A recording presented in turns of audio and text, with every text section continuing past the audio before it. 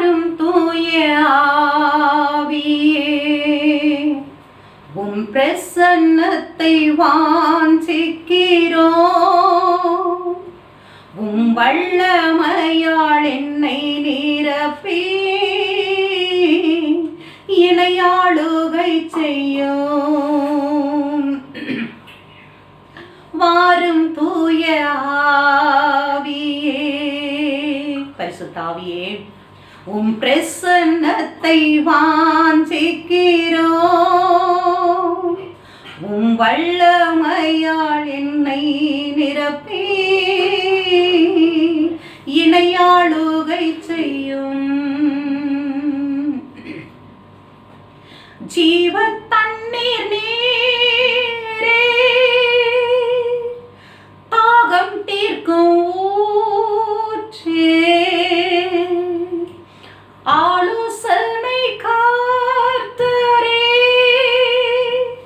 இணையாளுகை செய்யும். ஜீவ தண்ணீர் நீரே, இயேசப்பா, தாகம் தீர்க்கும் ஊற்றே, ஆலோசனை கர்த்தரே, இணையாளுகை செய்யும்.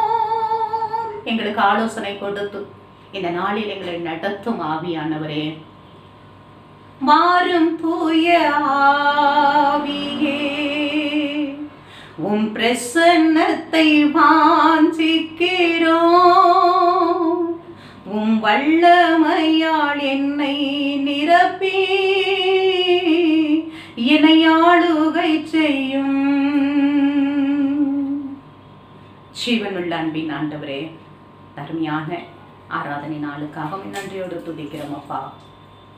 இயேசுவின் நாமத்தினாலே எங்கள் மத்தியிலே நீர் கடந்து வந்து எங்களை ஆசீர்வதிக்கும்படியாய் செபிக்கிறோம். உடைய வல்லமையினால் எங்களை நிரப்புங்க, உடைய அபிஷேகத்தால் நிரப்புங்க. உடைய ஆண்டவரே கர்த்தாவுடைய கிருபை எங்களை சூழ்ந்து கொள்ளட்டும். இந்த வசனத்தை கேட்கிறவர்கள் ஆண்டவரே கர்த்தாவே இதில் கலந்து கொள்ளுகிறவர்கள் ஆராதனைக்குள்ளே ஆண்டவரே வாசம் பண்ணுகிற ஆவியானவர் தாமே ஒவ்வொருவர் மீதும் அளவில்லாமல் பரிசுத்த ஆவினால் நிரப்புவீராக. எந்தெந்த வீடுகளில் இருந்து ஆண்டவரே இதை கேட்கிறார்களோ இந்த வார்த்தைகளை கேட்கிற ஒவ்வொரு வீடுகளையும் தெய்வீக பிரசன்னத்தால் நிரப்புவீராக. கிருபையினால் அவர்களை ஆட்கொள்ளுவீராக. ஒவ்வொரு தலையின் மீதும் பரிசுத்த ஆவியானவர் இறங்கி ஆண்டவரே அளவில்லாமல் அபிஷேகத்தால் நிரப்பி அவர்களை ஆளுகை செய்யுங்க கர்த்தாவே. தேவ பிள்ளைகள், சபை பிள்ளைகள் ஒவ்வொருவரையும் கரத்துல கொடுக்கிறோம். எங்களோடு கூட நீங்க பேசுங்க. பேசுகிற வார்த்தைகள் அநேகருக்கு அதுக்கு பிரயோஜனமா இருக்கும்படியாய் மாற்றி ஆசீர்வத்து வழிநடத்தும். புதிகன மகிமையில்லாமக்கே செலுத்துகிறோம். இயேசுவின் மூலம் ஜெபங்கேலும் ஜீவனுள்ள நல்ல பிதாவே, ஆமென். கர்த்தருடைய பரிசுத்த நாமத்திற்கு ஸ்தோத்திரம் உண்டாவதாக. இந்த நாளிலே இந்த தேவ செய்தியின் மூலமாக உங்களை சந்திப்பதிலே நான் மிக்க மகிழ்ச்சி அடைகிறேன். கர்த்தருக்கு ஸ்தோத்திரம். இந்த நாளிலே வேதத்துல நாம் சில காரியங்களை நாம் பார்க்க போகிறோம். என்னன்னா வேதத்துல பார்க்கும் பொழுது அநேக இடங்களிலே பாக்கியவான் பாக்கியவான் பாக்கியவான் என்று சொல்லி நிறைய வசனங்களை நாம் பார்க்கிறோம். பாக்கியவான் என்று சொன்னால் என்னன்னா நம்ம இங்கிலீஷ் பைபிள்ல பார்க்கும் பொழுது இன் இங்கிலீஷ் blessed man என்று சொல்லப்படுகிறது. blessed man என்று சொன்னால் ஆசீர்வதிக்கப்பட்டவன் என்று சொல்லி அர்த்தம். அப்படின்னா ஆசீர்வதிக்கப்பட்டவன் அப்படின்னா என்னன்னா ஏற்கனவே ஆசீர்வதிக்கப்பட்டவர்கள் என்று சொல்லி அர்த்தம். இன்றைக்கு நிறைய கிறிஸ்தவங்க ஐயோ என்ன ஆண்டவர் ஆசீர்வதிக்கலையா, எனக்கு எந்த விதமான ஆசீர்வாதமும் எனக்கு இல்லாதது போல இருக்கே, அவங்கெல்லாம் நல்லா இருக்காங்களே, அவங்க இப்படி இருக்காங்களே, அவங்க ஆசீர்வாதமா இருக்காங்களே, எனக்கு கர்த்தர் எந்த ஆசீர்வாதத்தை வைக்கலையா, எனக்கு எந்த விதமான நன்மையும் கிடைக்கலையே, எதுவும் எனக்கு நடக்கலையே, எனக்கு ஏன் இப்படி எல்லாம் நான் கஷ்டப்படுறேன் துன்பப்படுறேன், என் ஆண்டவர் ஆசீர்வதிக்கலையா என்று சொல்லி புலம்புகிறதை பார்க்கிறோம்.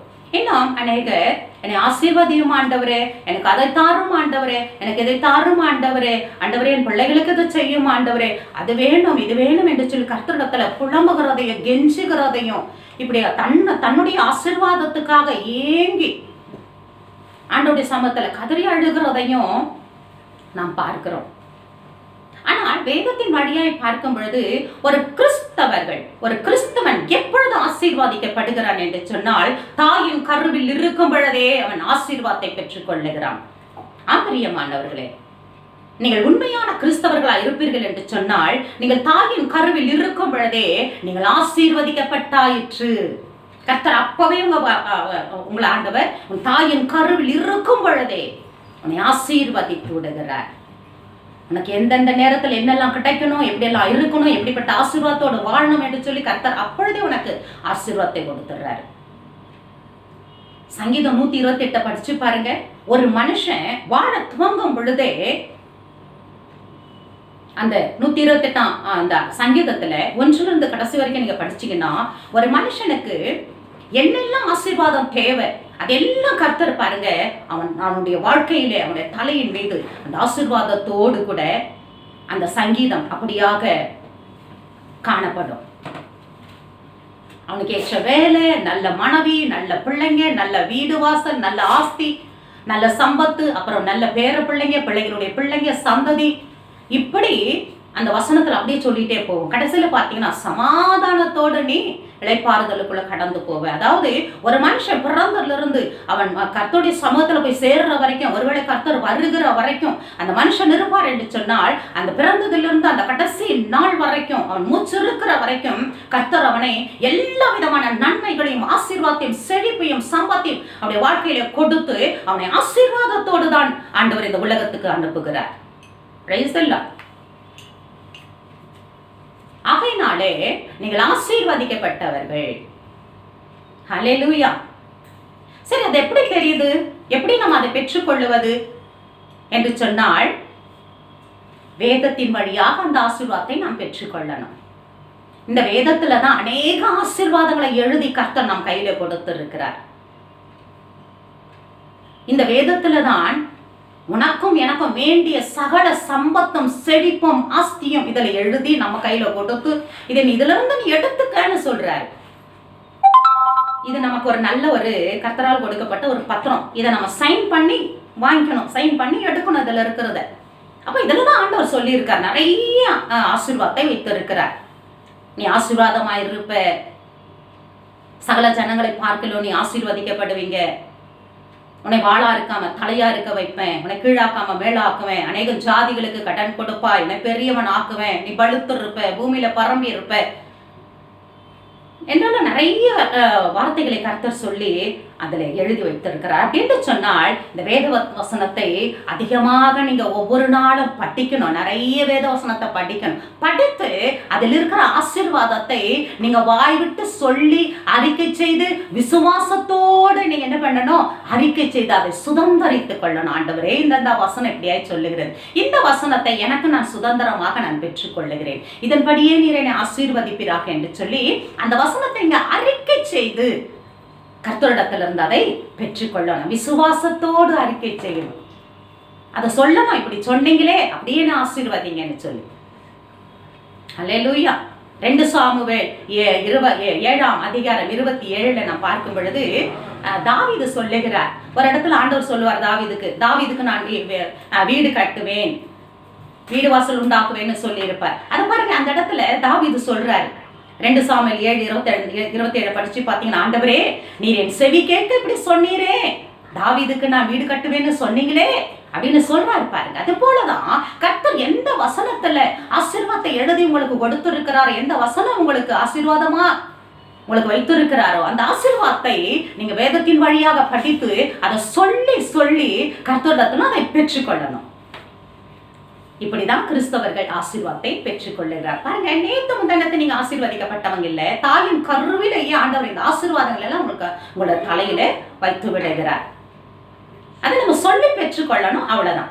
சரி, இந்த காரியங்களை குறித்து நான் உங்கள் மத்தியிலே ஒரு 3 விதமாக 3 வசனத்தின் மூலமாக உங்களுக்கு நான் தெளிவுபடுத்தி நான் கடந்து போகிறேன். கர்த்தருக்கு ஸ்தோத்திரம். பாருங்க, ஒரு ஆதியாகம புஸ்தகத்திலே யாக்கோபை குறித்து நாம் பார்க்கலாம்.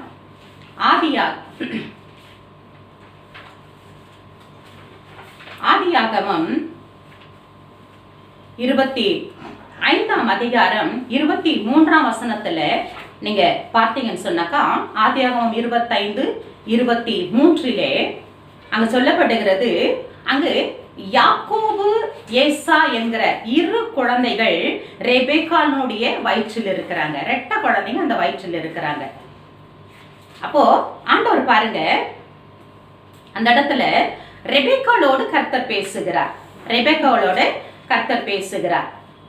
அப்ப என்ன பேசுறாருன்னா, அந்த ரெபேக்காள் கருவுல 2 குழந்தைங்க இருக்கு. அந்த ரெபேக்காள் கர்த்தருடைய சன்னதிக்கு போறா. இந்த குழந்தைகளை குறித்து விசாரிக்கும்படியாக ஆண்டவருடைய சமூகத்துக்கு போகிறாள் என்று சொல்லி நாம் அந்த வசனத்துல 22ஆம் வசனத்துல நாம் பார்க்கிறோம்.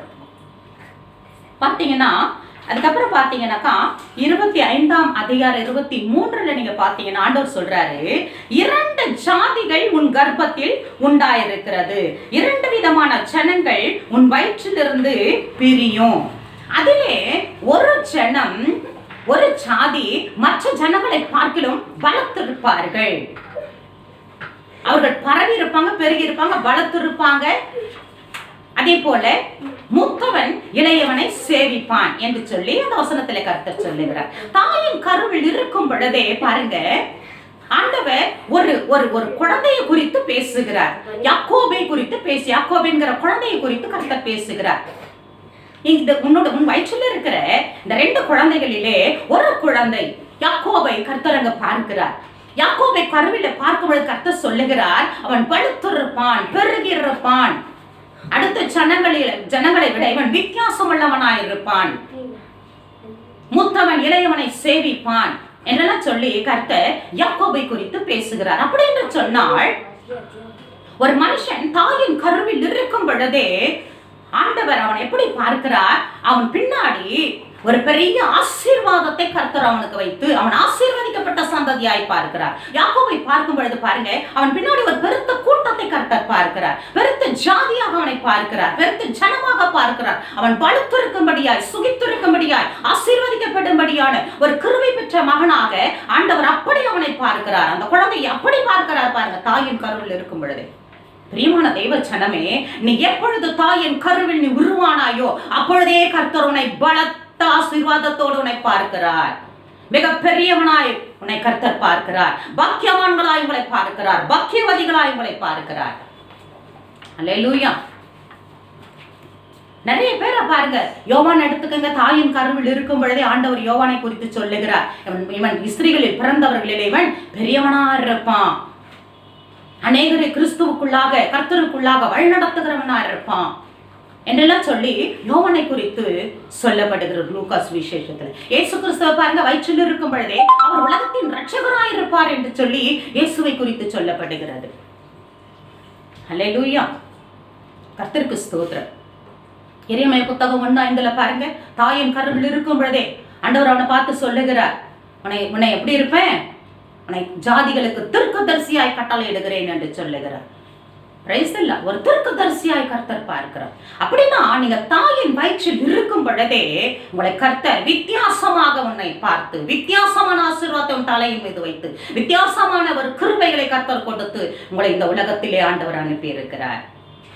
அல்லேலூயா. ஆபிரகாமை அழைக்கும் பொழுதே பாருங்க, அவனை அழைக்கும் பொழுதே அவன் எப்படி சொல்லி அழைக்கிறார், உங்களை சந்ததி ஆசீர்வதிப்பேன், நீ பழுகி இருப்ப, பெருகி இருப்ப, பூமி நிரப்பு, உன்னிலிருந்து ஜாதிகள் தோன்றுவாங்க, உன்னிலிருந்து ராஜாக்கள் பிறப்பார்கள். அப்படி சொல்லி சொல்லி தான் ஆண்டவர் அழைத்து அவனை ஆசீர்வதித்து இந்த உலகத்திலே சிறப்புள்ளவனாய் வைத்தார். Price the Lord. ஆகையினாலே கிறிஸ்துவுக்குள் அன்பானவர்களே, ஆசீர்வாதத்துக்காக நீங்க ஏங்கி தவித்து கவலைப்பட வேண்டிய அவசியமே இல்லை. ஏற்கனவே ஆசீர்வாதத்தை நீங்க பெற்றவர்கள் தான், ஏற்கனவே நீங்க ஆசீர்வதிக்கப்பட்டவங்க. ஹல்லேலூயா. தாயின் கருவில் உருவாகும் முன்னமே கர்த்தர் உன்னை பெயர் சொல்லி அழைத்திருக்கிறார். அப்பவே உன் பெயர் என்னன்னு கர்த்தருக்கு தெரியும். அப்பவே ஆண்டவருடையதான மகனாய் இருக்கிறதுனால, அவருடைய பிள்ளையா இருக்கிறதுனால வெறும் கையா வெறுமையா உலகத்துக்கு உன்னை அனுப்பல, பெருத்த ஆசீர்வாதத்தோடு தன் உலகத்துக்கு உன்னை அனுப்பி இருக்கிறார். ஏற்ற வேளையிலே உடைய ஆசீர்வாதம் உங்களுக்கு பழிக்கும். நீங்க இன்றைக்கு ஒண்ணுமில்லாம இருக்கிறது போல இருக்கலாம், வெறுமையா இருக்கிறது போல இருக்கலாம், ஆனால் கர்த்தருடைய ஆசீர்வாதம் ஒரு நாள் உங்களுக்கு பழிக்கும். சரி, இப்ப தாயின் கருவிலே ஆசீர்வதிக்கப்பட்ட இந்த ஆசீர்வாதம் எப்பொழுது வெளிப்படுகிறது தெரியுமா? எப்ப வெளிப்படுதுன்னா, நம்ம வாசிப்போம் ஆதியாகம புஸ்தகம் 27ஆம் அதிகாரம் 28வது வசனத்தின்படி நாம் பார்ப்போம்னா 27ஆம் அதிகாரம் 28வது வசனத்துல நாம் பார்க்கும் பொழுது அங்கு என்ன நடக்குதுன்னா, ஈசாக்கு தன் பிள்ளையாக யாக்கோபை ஆசீர்வதிக்கிறதை பார்க்கிறோம். ஹல்லேலூயா. படிச்சு பாருங்க. ஈசாக்கு முதிர்ந்த வயதிலே தன் மகனை ஆசீர்வதிக்கிறார், யாக்கோபை ஆசீர்வதிக்கிறார். அவர் கூப்பிட்டு பாருங்க. அவர் சொல்றாரு, வானத்து பனியை உனக்கு தருவேன், பூமியின் கொழுமையிலே நீ ஆசீர்வதிக்கப்பட்டிருப்ப, மிகுந்த தானியம் உனக்கு உண்டாயிருக்கும், திராட்சரசத்தை உனக்கு கர்த்தர் தந்தருளுவார், ஜனங்கள் உன்னை சேவிப்பாங்க, ஜாதிகள் உன்னை வணங்குவாங்க, உன்னை சபிக்கிறவர்களை சபிப்பேன், உன்னை ஆசீர்வதிக்கிறவர்களை கர்த்தர் ஆசீர்வதிப்பார், உன் தாயின் பிள்ளைகள் உன்னை வணங்குவாங்க, நீ சகோதரருக்குள்ளே எஜமானா இருப்ப என்றெல்லாம் சொல்லி கர்த்தர் என்ன பண்றார், அவனை மகாபெரிய ஆசீர்வாதத்தை இந்த யாக்கோபுக்கு கொடுக்கிறதை பார்க்கிறோம். அல்லேலூயா. பாருங்க, இப்ப யார் ஆசீர்வதிக்கிறது? தாயின் கருவில குழந்தையா கருவா இருக்கும் பொழுது அந்த பிள்ளைக்கு கர்த்தருடைய ஆசீர்வாதம் என்னன்னு தெரியல. இப்ப பிறந்துட்ட பிறகு ஆண்டவர் அவன் ஆசீர்வதிச்சானா அது தெரியல. ஆனா எப்ப அது வெளிப்படுகிறது, எப்ப தெரியுதுன்னா, ஒரு தகப்பன் அவனை ஆசீர்வதிக்கும் பொழுது அந்த வார்த்தையினால் அது வெளிப்படுகிறது. வார்த்தையினாலே வெளிப்படுகிறது. நீ இப்படி இருப்ப, அப்படி இருப்ப, வானத்தின் பனி, பூமியின் செழுமை, அநேகருக்கு பிரயோஜனமா இருப்ப, அநேகர் உன்னை வணங்குவாங்க, நீ செழித்திருப்ப, வலுத்திருப்ப, ஆசீர்வாதமா இருப்ப என்றெல்லாம் சொல்லி ஒரு தகப்பன் மூலமாக ஆண்டவர் அந்த வார்த்தைகளை, அந்த ஆசீர்வாதத்தை யாக்கோபுக்கு வெளிப்படுத்துகிறார். Price the Lord. நான் இங்கு சொல்லுகிறேன், ஒரு தகப்பன் என்று சொல்லும் பொழுது கிறிஸ்தவர்களாகிய உங்களுக்கு சொல்லுகிறேன், உங்களுடைய எந்த சபைக்கு நீங்க போறீங்களோ அந்த சபையினுடைய ஊழியக்காரர் தான் உங்களுடைய ஆவிக்குரிய தகப்பன். ஹல்லேலூயா. நீங்க சபைக்கு ஒழுங்கா போய் ஒழுங்கா தேவனுடைய வார்த்தையை கேட்டு ஒழுங்கா நீங்க ஆண்டுடைய பிரசன்னத்தினால் நிரப்பப்பட்டு வேத வசனத்துக்கு கீழ்ப்படியும் பொழுது உங்க ஊழியக்காரர் மூலமாக, அப்படியே வாயின் மூலமாக ஆசீர்வாதத்தின் வார்த்தைகள் உங்களுக்கு நேராக இறங்கி வரும். அல்லேலூயா. போக ஒரு நாளைக்கு உங்க ஊழியக்காரர் சந்திக்க போங்க. போயிட்டு அவர்கிட்ட போய் என்ன பண்ணுங்க, எனக்காக ஜெபிங்கன்னு சொல்லி ஜெபிச்சு பாருங்க. உனக்கு கர்த்தர் கருவில என்னெல்லாம் ஆசீர்வாதத்தை உனக்கு கொடுத்தாரோ அதெல்லாம் உங்க ஊழியக்காரர் வாயிலிருந்து புறப்பட்டு வரும். ஹல்லேலூயா. என் தலைமையில கை வச்சு ஜெபம் பண்ணுங்க, ஐயா ஜெபம் பண்ணுங்க, எனக்கு ஆசீர்வாதத்தை கூறுங்கன்னு சொல்லுங்க. கர்த்தர் அவர் மூலமா உங்களுக்கு அந்த ஆசீர்வாதத்தை வெளிப்படுத்துவார். அப்ப நீங்க புரிஞ்சுக்குவீங்க. ஒருவேளை நீங்க ஜெபிக்க போல, பாஸ்டர் கிட்ட போல, முடிஞ்ச பிறகு உங்களால ஜெபிக்க போக முடியல, நிறைய ஜனங்க இருக்காங்க, கவலைப்படாதீங்க. அந்த ஜீவ வார்த்தைகள் பிரசங்கிக்கும் பொழுதே உன் இருதயத்தை சில வார்த்தைகள் தொடுது பாருங்க. அதுதான் உனக்காய் கொடுக்கப்படுகிற, பேசப்படுகிற ஆசீர்வாதமான வார்த்தைகள். அப்ப பிறந்துடும். அந்த பிரசங்கத்தின் மூலமாய் ஆசீர்வாதம் உன்னை தேடி வரும். அப்போ உன் இருதயத்தை என்னமோ பண்ணும், இருதயத்தில் அது தங்கும், இருதயம் அதை யோசிக்க ஆரம்பிக்கும். அதுதான் உனக்கு கொடுக்கப்படுகிற ஆசீர்வாதமான வார்த்தைகள். ஹல்லேலூயா. அதை நீங்க எடுத்துக்கங்க, அதையே நீங்க சொல்லுங்க, அதையே தியானம் பண்ணுங்க. இப்படிப்பட்ட வார்த்தைகள் எனக்காய் வந்தது என்னுடைய ஊழியர் மூலமாக என்று சொல்லுங்க. அதை தியானம் பண்ணுங்க, அதை வச்சு ஜெபம் பண்ணுங்க. அப்படியே நீங்க ஆசீர்வாதமா இருப்பீங்க. Price the Lord. அடுத்ததா எப்போ தெரியுமா அது பழிக்க ஆரம்பிக்குது? எப்போ பழிக்குதுன்னு சொன்னா, அதே ஆதியாகம புஸ்தகம் 28ஆம் அதிகாரம் 10வது வசனத்துல இருந்து நீங்க படிச்சு பாத்தீங்கன்னாக்கா, யாக்கோபு என்ன பண்றாரு, யாக்கோபு பெயர்செபாவை விட்டு புறப்பட்டு ஆரானுக்கு போக பிரயாணம் பண்ணி ஒரு இடத்துல வந்தான் என்று சொல்லி, அப்ப என்னன்னா யாக்கோபு என்ன பண்றாருன்னா, வீட்டுல பிரச்சனை வந்துருச்சு, போராட்டம் வந்துருச்சு. இவர் என்ன பண்றாரு, எல்லாத்தையும் என்ன விட்டுட்டு அவருடைய ஆஸ்தி, அவருடையதான வீடு வாசல், அப்பா அம்மா, நிலம் எல்லாத்தையும் அவர் என்னெல்லாம் வச்சிருந்தாரோ எல்லாத்தையும் விட்டுட்டு, அப்பா அம்மா விட்டுட்டு, நாட்டை விட்டு, ஊரை விட்டு என்ன பண்றாரு, தேசத்தை விட்டு வேற எங்கேயோ போயிட்டு இருக்கிறார். அவங்க அப்பா அம்மா சொல்லி கொடுக்குற இடத்துக்கு போயிட்டு இருக்காரு, வேற ஊருக்கு அவர் போயிட்டு இருக்கார். பாருங்க, இந்த யாக்கோபு எல்லாவற்றையும் விட்டு, தேசத்தையே விட்டு, எல்லா இனத்தை விட்டு, எல்லாவற்றையும் விட்டுட்டு அவர் ஒன்றும் இல்லாம வெறுங்கையாக அவர் போய் கொண்டிருக்கிறார். வெறும் கையாக ஒன்றுமில்லாத நேரத்துல வெறுமையாக்கப்பட்ட நிலையிலே அவர் போய் கொண்டிருக்கிறார். அப்படி போன அந்த பிரயாணத்திலே நடுவுல கர்த்தர் அவனை சந்திக்க வருகிறார். ஹல்லேலூயா. இப்ப அவன் கையில ஒண்ணுமே இல்லை. அதுக்கு முன்னாடி பாத்தீங்கன்னா என்ன பண்ணா, தன்னுடையதான அண்ணனுடையதான சேஷ்ட புத்திர பாகத்தை என்ன பண்ணா ஏமாத்தி வாங்குறான். ஒரு டம்ளர் கூழ கொடுத்துட்டு என்ன பண்றான், அந்த பாகத்தை என்ன பண்ணிடுறான், அந்த ஆஸ்தியை ஏமாத்தி வாங்கிக்கிறான். அதுக்கப்புறம் பாத்தீங்கன்னா இப்ப பாருங்க, அந்த ஏமாத்தி வாங்கின ஆஸ்தி அவனுக்கு இல்ல. இவனுக்கும் ஆஸ்தி இருக்கு, இவனுக்கும் சொத்து இருக்கு, அவனுடைய அப்பாவுடைய தாத்தாவுடைய சொத்து இருக்கு, அதுவும் அவனுக்கு இல்லை. இப்போ அவன் ஏமாத்தி வாங்கினதும் இல்லை, இப்ப ஒன்றுமே இல்லை. இப்ப உயிருக்கு பயந்து அவன் போயிட்டு இருக்கான். ஒண்ணும் கிடையாது, வெறுமையாக்கப்பட்ட நிலைமை, ஒன்றுமில்லாத நிலைமை, யாருமே இல்லை கூட. இப்ப இந்த நிலையில கர்த்தர் அவனை சந்திக்க வருகிறார். அம்பிரியமானவர்களே, உங்களிடத்துல எவ்வளவு பெரிய ஒரு ஆஸ்தி இருந்தாலும், எவ்வளவு பெரிய ஐஸ்வர்யவான்களாக நீங்க இருந்தாலும், எவ்வளவு பெரிய பட்டதாரிகளா இருந்தாலும், எவ்வளவு பெரிய படிப்பாளிகளா இருந்தாலும், எவ்வளவு பெரிய ஞானமுள்ளவர்களாக இருந்தாலும், கர்த்தருடைய சமூகத்துல எல்லாவற்றையும் பின்னாக வைத்து விடுகிறேன் ஆண்டவரே. உமையே நான் முன்பாக வைக்கிறேன் ஆண்டவரே. நான் வெறுமையாக்கி உடைய கரத்துல விட்டு கொடுக்கிறேன் ஆண்டவரே. நான் ஒன்றுமில்லை ஆண்டவரே என்று சொல்லி கர்த்தருடைய சமூகத்துல நீங்க எப்ப நீங்க அர்ப்பணிக்கிறீங்களோ, ஒன்றுமில்லை என்று சொல்லி ஆண்டவருடைய கரத்துக்குள்ள உங்களை நீங்க விட்டு கொடுக்கிறீர்களோ, அப்பொழுது கர்த்தர் உங்களை சந்திக்க வருகிறார். அந்த அதிகாரத்தை படிச்சு பாருங்க. அதுக்கு நீங்க படிச்சீங்கன்னா ஆண்டவர் இறங்கி அவனோடு பேசுகிறார். எப்பொழுது அவன் வெறுமையாக்கப்பட்டானோ, தன்னுடையதான சொந்தமா சுய புத்தியில சம்பாதிச்ச அந்த ஆஸ்தி, அந்த ஆசீர்வாதம் எல்லாத்தையும் அவன் விட்டுட்டு அப்பா கிட்ட போய் தந்திரமா ஆசீர்வாதம் வாங்கினான்.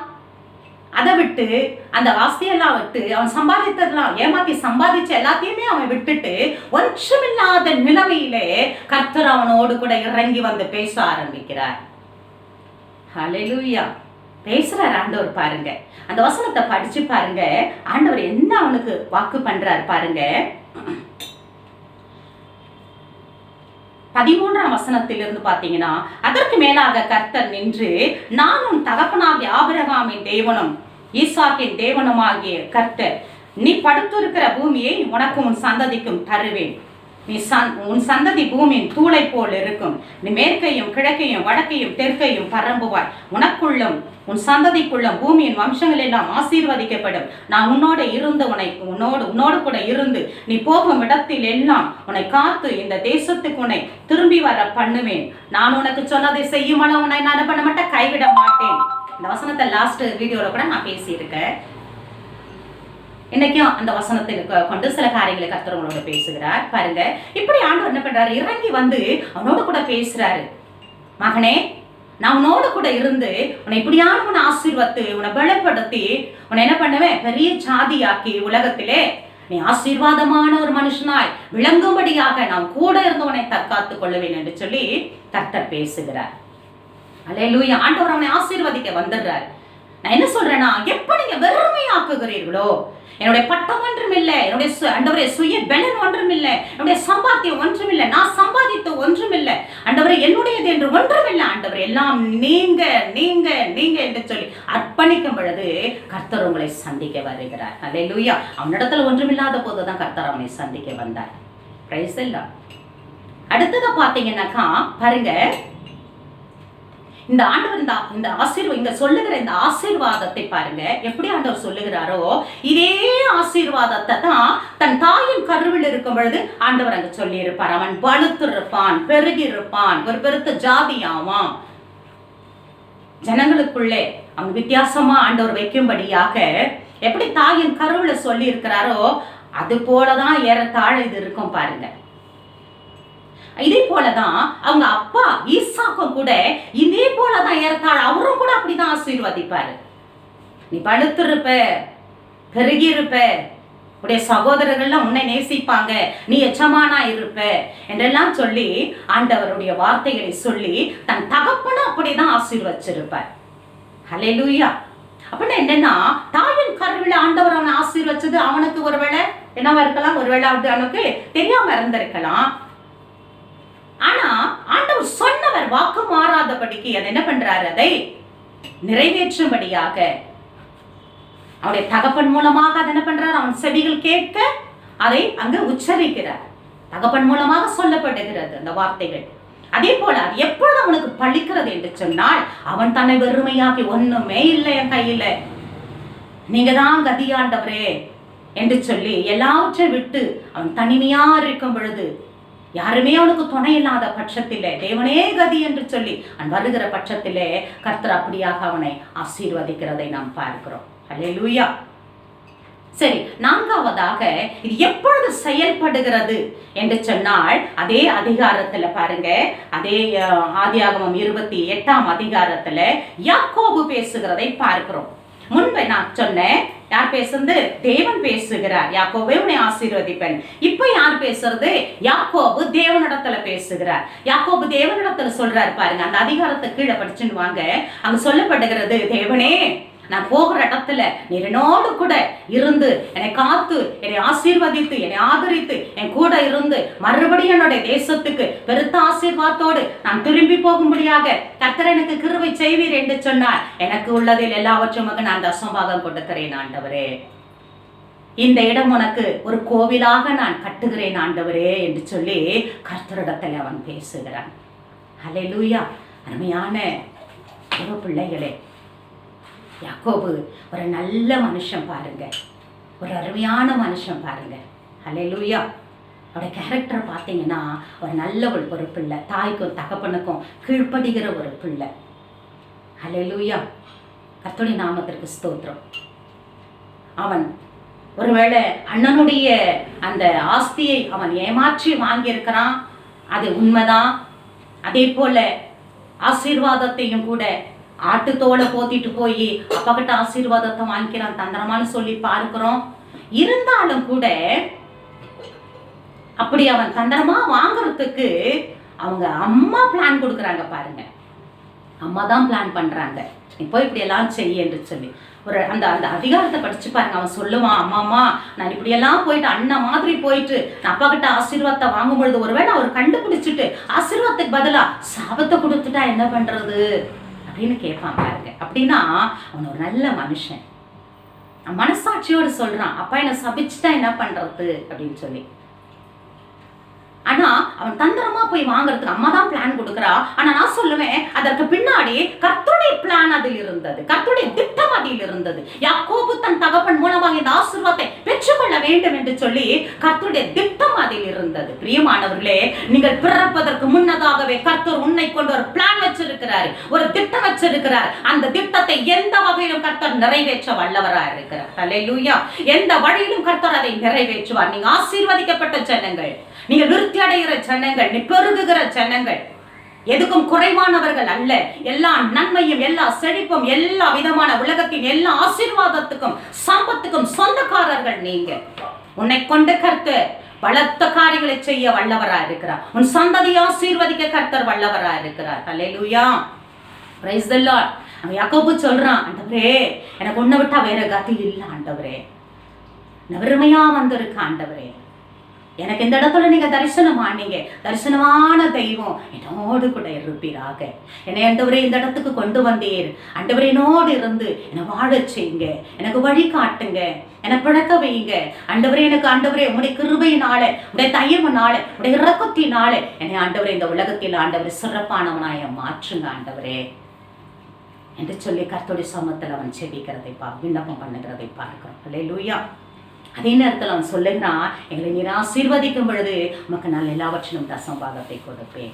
நீர் ஆசீர்வதிப்பீர் என்று சொன்னால் இந்த இடத்துக்கு ஒரு ஆண்டவரே ஒரு கோவிலையே நான் கட்டுவேன். அப்படின்னு என்ன நான் சொல்றேன்னா பாருங்க, அந்த இடத்துல கர்த்தரிடத்துல எப்போ இவன் பேச ஆரம்பிக்கிறானோ அப்பொழுதே ஆண்டவருக்கும் யாக்கோபுக்கும் ஒரு சிறப்பான ஒரு ஐக்கியம் அங்க வந்து விடுகிறது, ஒரு கம்யூனிகேஷன் அங்கு நடக்கிறது பாருங்க. ஆண்டவரோடு அவன் ஒப்புர வாழ்ந்து விடுகிறான், ஆண்டவரோடு இணைந்து விடுகிறான், ஆண்டவரை பார்ட்னரா வச்சுக்கிறான் தன் பக்கத்துல. நீங்க என் பக்கத்துல வந்து எல்லாம் செய்யுங்க, வர வருமானத்தில் எல்லாம் உனக்கு நான் தசமபாகத்தை கொடுத்து உன்னை நான் மகிமைப்படுத்தி மேன்மைப்படுத்துவேன் ஆண்டவர் அப்படின்னா கூட வச்சுக்கிறான். ஆண்டவரை தன்னோடு கூடவே அவன் வைத்துக்கொள்ள அவன் என்ன பண்றான், ஆண்டவரிடத்துல கேட்கிறான். ஹல்லேலூயா. நீங்க என் கூட இருங்க ஆண்டவர் என்று சொல்லுகிறான். கர்த்தர் கூட இருக்க வேண்டும் என்று அவன் விரும்புகிறான். பிரியமானவர்களே, கர்த்தர் இல்லாமல் நம்மால் ஒன்றுமே செய்ய முடியாது. அவரை நீங்க கூட வச்சுக்கங்க. ஹல்லேலூயா. அவரை கூட வச்சுக்கங்க, அவரோடு நீங்க பேசுங்க, அவரோடு கூட சிறப்பான ஒரு உறவை ஏற்படுத்தி கொள்ளுங்க. சிறப்பான ஒரு ஆண்டவருக்கும் உங்களுக்கும் ஒரு ஐக்கியத்தை நீங்க எப்பொழுதுமே வைத்துக் கொள்ள கொள்ளுவீர்கள் என்று சொன்னா உங்களை போல ஆசீர்வதிக்கப்பட்டவர்கள் உலகத்தில் இருக்க மாட்டாங்க. நீங்க படிச்சு பாருங்க. அதுக்கப்புறம் அடுத்த அதிகாரத்தை படிச்சு பாருங்க. ஆண்டவர் அவனை அதுக்கப்புறம் ஆண்டவர் என்ன பண்ற, அவனை ஆசீர்வதிக்க ஆரம்பிக்கிறார். அந்த அதிகாரத்திலிருந்து நீங்க படிச்சு பாருங்க. அதுக்கப்புறம் அவன் ஆசீர்வாதத்தையே அவன் பெறுகிறதை நாம் பார்க்கிறோம். ஹல்லேலூயா. பிரியமானவர்களே, தாயின் கருவில் இருக்கும் பொழுது நீ ஆசீர்வதிக்கப்பட்டுட்ட தெரியுமா?